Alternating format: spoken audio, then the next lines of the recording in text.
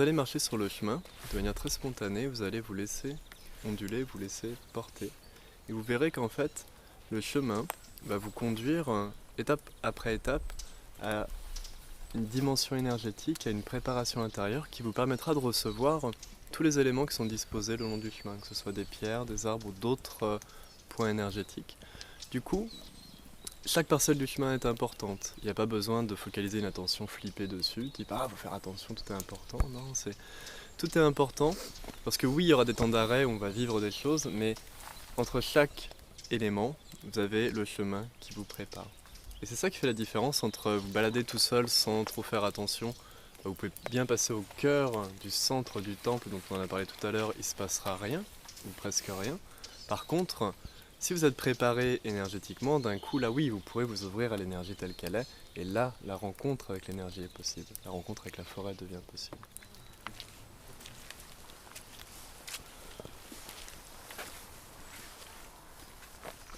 Dans les lieux énergétiques, vous avez ce qu'on appelle les gardiens. Bon, c'est des mots qu'on met, on utilise des mots pour essayer de comprendre une fonction. Cette pierre-là, déjà visuellement, vous voyez qu'elle n'est pas tout à fait comme les autres.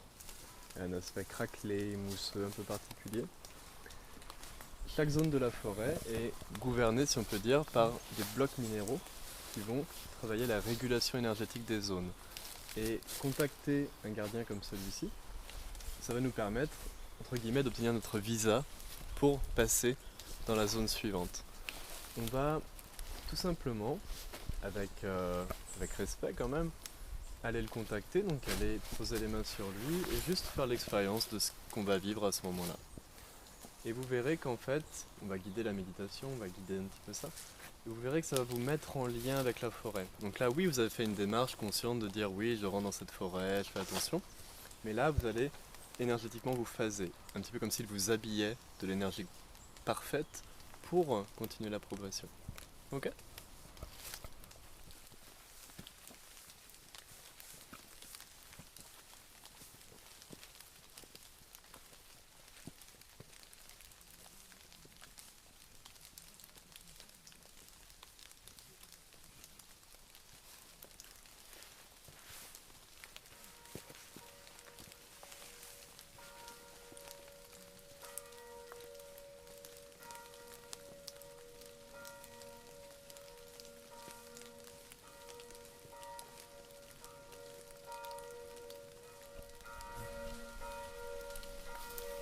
Dans la forêt, vous verrez qu'on va rencontrer deux grands types d'arbres, les arbres féminins et les arbres masculins. Là, cet arbre, c'est un hêtre et c'est le diffuseur des énergies féminines de la forêt. Ce lieu est un lieu très féminin, connecté à l'énergie de Marie-Madeleine, qui représente les archétypes du féminin sacré. Et quand vous vous connectez à cet arbre, en vous laissant traverser par son énergie, c'est toute la douceur et la tendresse d'une mère que vous pouvez recevoir à travers cet arbre.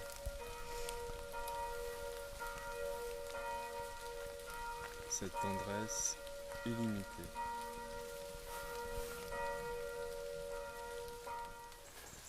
Là, on est face à un if. C'est un petit peu le pendant masculin de l'arbre qu'on vient de contacter. Donc les forces sont différentes. Les énergies sont différentes aussi. Votre sensation sûrement va être différente. En essayant de sentir l'arbre à l'intérieur de votre corps, et pour ça vous pouvez garder les yeux ouverts si vous le voulez, vous pouvez sûrement rencontrer votre espace vide à l'intérieur. Sentir qu'il y a votre peau, votre corps, et vous relier à la partie creuse et vide à l'intérieur de vous.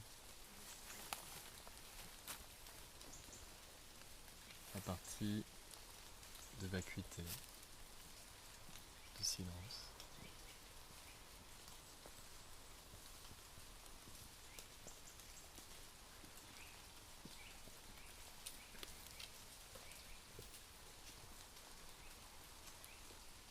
l'if est un arbre creux.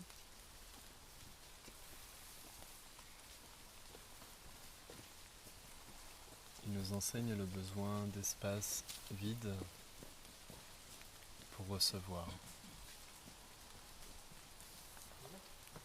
Et plus il grandit, plus son espace vide devient grand.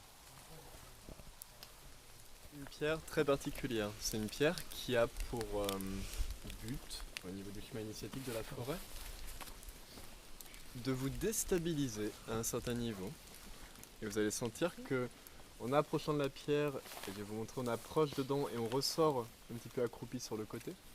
Il y a comme une vibration tremblante qui va venir vous contacter, qui va briser un petit peu les certitudes et puis les protections qui font que ça va, on contrôle, on est bien là. C'est un rocher qui va vous aider à fissurer toute cette dureté qui vous empêche d'être traversé finalement par l'énergie. Vous allez passer dans le rocher et un par un, tranquillement, vous allez prendre le chemin. Ce chemin-là va vous confronter à ce qu'on va appeler votre ombre intérieure, à la dimension de votre ombre, à la dimension peut-être des douleurs qui sont en vous. Ça dure 300 ou 400 mètres. Moi, je vous attends quand on sort de la zone d'ombre. La bonne nouvelle, c'est que la forêt est bien faite. Il y a des ifs partout, surtout sur la gauche du chemin. Donc si vous êtes un peu mal, petit contact à l'if, ça vous permet de revenir un petit peu. Et vous verrez, à un moment, vous verrez un arbre avec un numéro marqué 7. À cet endroit-là, vous avez un gros karcher énergétique, très fort. Et vous pouvez vous installer quelques secondes devant la pointe du rocher, vous ne pourrez pas la rater. Et juste vous laisser purifier un petit peu. Si vous ne le voyez pas, c'est il n'y a pas besoin de lui, d'accord? Mais si vous voyez une pointe de rocher, un 7, vous dites ah oui tiens là je suis bien, laissez-vous nettoyer. Si quelqu'un est devant vous, laissez-le faire son taf, ne venez pas trop perturber l'énergie, on a le temps. Et puis quand on se retrouve en haut, on se retrouve en haut. Si, il n'y a pas moyen d'être blasé ici, quoi. C'est toujours le truc puissant au bon moment et c'est magique en fait, donc laissez-vous porter par la magie, quoi.